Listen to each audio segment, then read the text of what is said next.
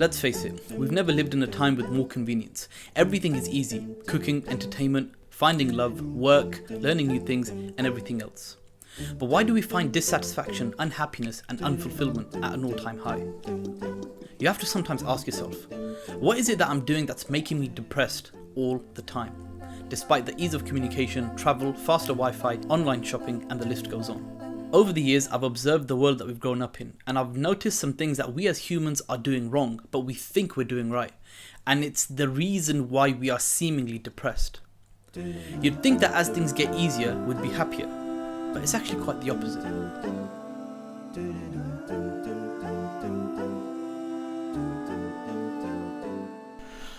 Okay, so is choice a good thing? Well, let's think about this. The more options you have, the happier you should be, right? Not necessarily. Have you ever seen an African child get a plate of rice and they maul that down with a big grin on their face? Or our elders who by and large have more stable and fulfilling relationships? It's like we have so much choice, yet we can't stop ourselves from being depressed or sad, even though we've never slept hungry or dealt with severe poverty. Today, we have more choice than ever before. It wasn't long ago that if you wanted coffee, your only option was coffee. Now, walk into almost any cafe and you'll be asked, you want almond milk, oat milk, goat milk, soy, gluten-free, fat-free, taste-free, venti, grande, Ariana Grande? Supermarkets are lined with choices anywhere you go. You might have 6 types of jams, 8 choices of oranges, and 10 different cereals. Fast food places encourage you to have it your way. You can instantly compare items on Amazon, rank the top 20 burger shops on Google, and swipe through hundreds of potential partners on marriage apps. On the surface, all these choices seem great, right? You'd think that they would contribute towards us being happier. But in actual fact, it's doing the exact opposite. Let me take you back to 2017, when we converted our loft into the largest room in our house after 40 years of nobody doing anything. I finally decided to go and convert the loft, but I had to choose what colour to paint it. Sounds quite easy, right? So I went to B&Q and I said to the guy helping me, I want golden yellow. He said to me, what type of golden yellow do you want?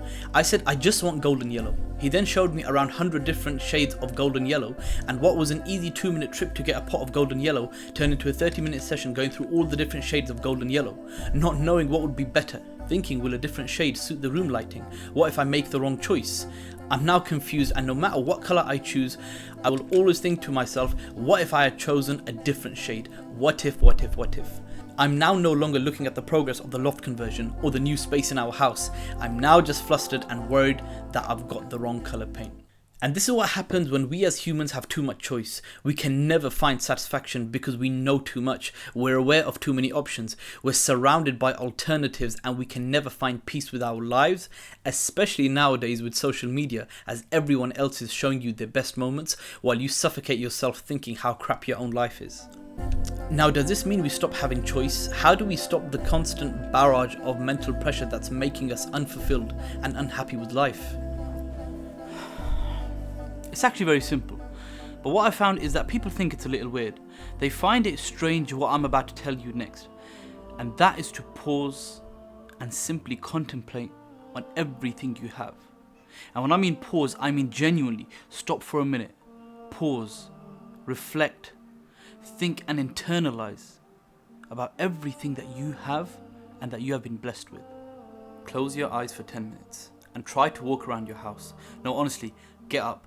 Go do your bits and bobs around the house, but don't open your eyes. Then open them and pause, think, reflect, and recognize the blessings of your eyes. Go and grab your favorite fruit and make sure no one's around you. Then while you're eating it, taste it and think about that taste. Reflect on the blessings of taste buds. How just a boneless muscle has a small surface area, and it's the only place within you that can differentiate a grain of salt from a grain of sugar. And guess what?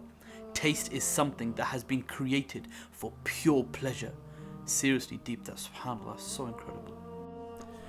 Now put your hand on your pulse. Let everything around you slow down and feel your pulse. Guess when that started beating? When you were a blood clot, and the only time it stops is when you die. And now the difference between a miserable, unhappy and uncontent individual from someone who is always in the state of contentment is the fact that the one who is content has recognized the one who has given him all these blessings, and he has thanked him for it. And through that gratitude, it has given him contentment. Why? Because he has focused on what he does have and not what he doesn't have. And when you do that, you begin to live a life where no matter what circumstances you have, you're always content. Now look, don't get me wrong, sadness comes and goes, but you're content because you know what you have is a gift, and whenever someone receives a gift, they rejoice. And imagine living constantly with that attitude. Secondly, it's to lower your gaze from the world around you. Spend less time consuming content, scrolling on your feed, seeing what others are doing, because your heart can't desire what your eyes can't see. That goes from social media to the opposite gender to cars, houses, lives of celebrities. It's all things you don't have, and that creates a lack of contentment and leads to unhappiness. Thirdly, it's to know that the grass isn't greener. It's easy to see a couple and think, wow, they're so happy. But you don't know what goes on when the cameras are off. Take one and that's it. Take one and that's it. That's it. Why are you like... Never compare your life to others. Trust me, not everything that glitters is gold. Can someone shut the flipping door? For God's sakes. Oh, are we still live streaming? Oh, so sorry guys. Yeah, so look guys, on social media, anyone can pretend to look like a superhero. You just see the most polished version of them. They normally take hundreds of pictures and then choose the best one out of them. Normally with filters, right? You need to understand something. Life, relationship, marriage, it's all messy in nature. So don't stress. That leads me on to my fourth point. Lower your expectations.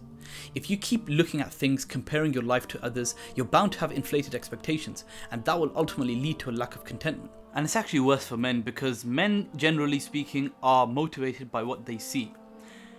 And you actually don't know the harm that you are causing yourself from leaving your gaze unrestricted. Okay, cool. Look, let me give you an example, right? So imagine this here is a bar of what you feel a girl should look like. Now, the more you watch porn, yeah, someone had to say it, the more you can't control yourself, the more you leave your gaze unrestricted and continue looking at women, this bar goes higher and higher and higher. Alright? Now, for you to be happy, you need to make sure that the girl you want to be with will meet this standard. She has to meet that bar there.